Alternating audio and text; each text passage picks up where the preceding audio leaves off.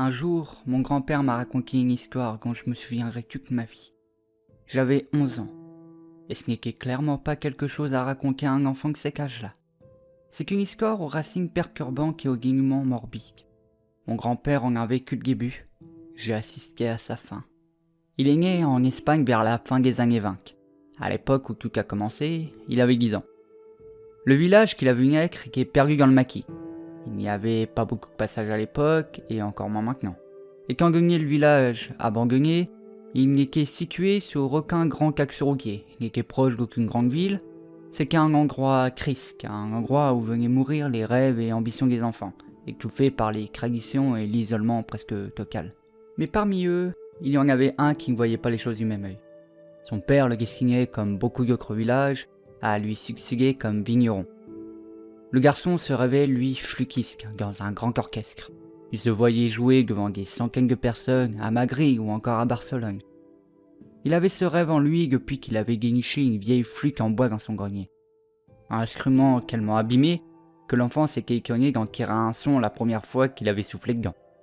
Son père ne voyait pas ce nouveau pasquant d'un bon œil, car le temps que passait son fils à esquirper les sons de son instrument ridicule, c'était du temps perdu. Il aurait dû à la place apprendre les différentes techniques de la coupe du raisin, ou encore les méthodes de lavage, d'agrafage.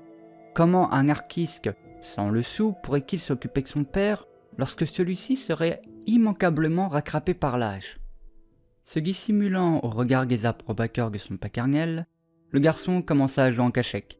Mais au village, les murs avec des oreilles et le son distinctif de sa flûte ne passaient pas inaperçus. Alors, il laissa les petites maisons de pierre derrière lui et s'enfonça dans la garrigue. Il marcha longtemps. Passant ravins et crevasses, montant et dévalant les collines, il ne s'arrêta que lorsqu'il arriva à sa cachette, devant la grande pierre. C'était un énorme morceau de roc rougeâtre, semblant avoir été déposé là par une main divine et gigantesque. Le garçon s'asseyait toujours sur la même vieille souche d'arbre, et après avoir regardé par-dessus son épaule, il jouait de sa flûte sans se soucier de savoir si on l'écoutait ou pas. Les premiers temps, les notes étaient hésitantes. Les sons qui sortaient du petit instrument de bois étaient stridents et tremblants. Mais plus l'enfant venait s'asseoir face à la pierre, plus les jours passaient et mieux il jouait que sa petite flûte. Il arriva bientôt à créer des mélodies de plus en plus complexes. Un jour, alors qu'il jouait comme à son habitude, un corbeau noir comme la nuit vint se poser sur la grande pierre. L'enfant s'arrêta de jouer et observant le volatile, cette fois-ci, le garçon avec un public. Il se remit donc à jouer, et à la fin de son récital, salua bien bas le corbeau avant de s'en aller. Alors qu'au village on parlait de guerre civile et de disparition, le garçon passait toutes ses après-midi assis sur la souche, devant la grande pierre. Le corbeau était toujours au rendez-vous pour assister au spectacle. Le petit jouait pour lui comme s'il s'agissait du président en personne. Et bientôt, un second corbeau vint se poser au côté du premier, puis un troisième, suivi d'un quatrième. Au bout de plusieurs semaines, pas moins de 40 corbeaux venaient tous les jours se poser sur la grande pierre. Il arrivait même parfois que les volatiles arrivaient avant lui.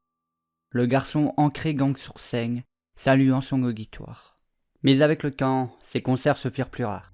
Son père, en effet, interdisait l'enfant de sortir en fin d'après-midi, et lui intima l'ordre de rester loin de la grande pierre rouge. Puis finalement, lui interdit de sortir tout court. Les gens disparaissaient au village. Le boulanger s'était volatilisé, suivi du beugnier.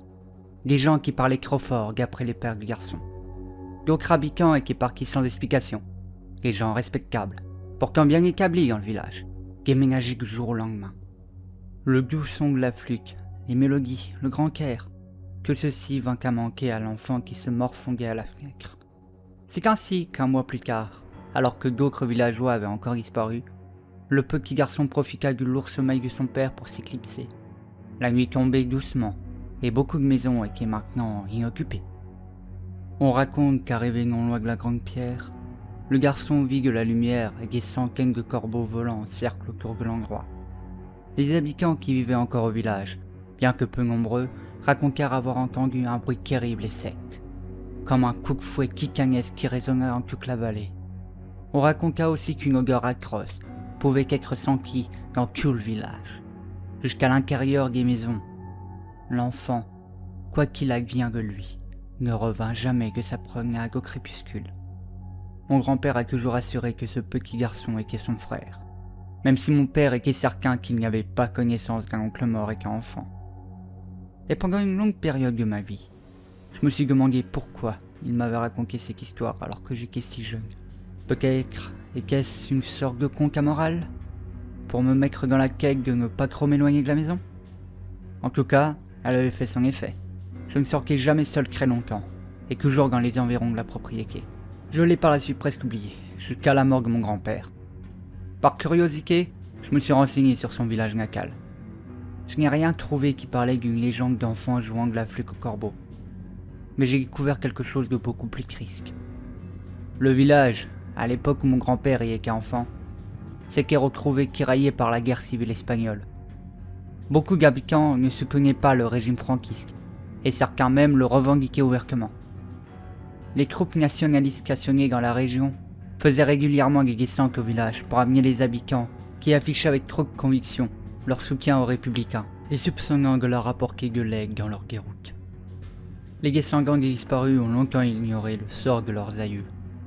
Ils s'étaient volatilisés, sans laisser de traces, emportés par les fascistes. Les avaient-ils emmenés dans des camps de concentration? Les avaient-ils fusillés? Où étaient leurs corps? Des questions qui restèrent longtemps sans réponse. Mais il y a quelques années, ces familles se sont réunies pour pousser le gouvernement espagnol à se pencher sur leur cas. Les recherches qu'ils ont menées leur ont permis de découvrir une fosse commune, non loin de l'immense pierre rouge, dans laquelle se trouvaient 28 corps calcinés pour la plupart. Tous abattus une balle dans la tête ou à la nuque. Il n'y avait qu'un seul cadavre dont les os étaient restés intacts. D'après les enquêteurs, il avait été tué bien après les autres et n'avait pas été brûlé comme eux. C'est qu'un squelette d'enfant, présentant lui aussi la marque d'une balle, placée entre les deux yeux. Ce qui a définitivement fini par me persuader de la véracité de l'histoire de mon grand-père, c'est quel objet que tenait l'enfant, dans sa main toujours serrée. Une petite flûte en bois.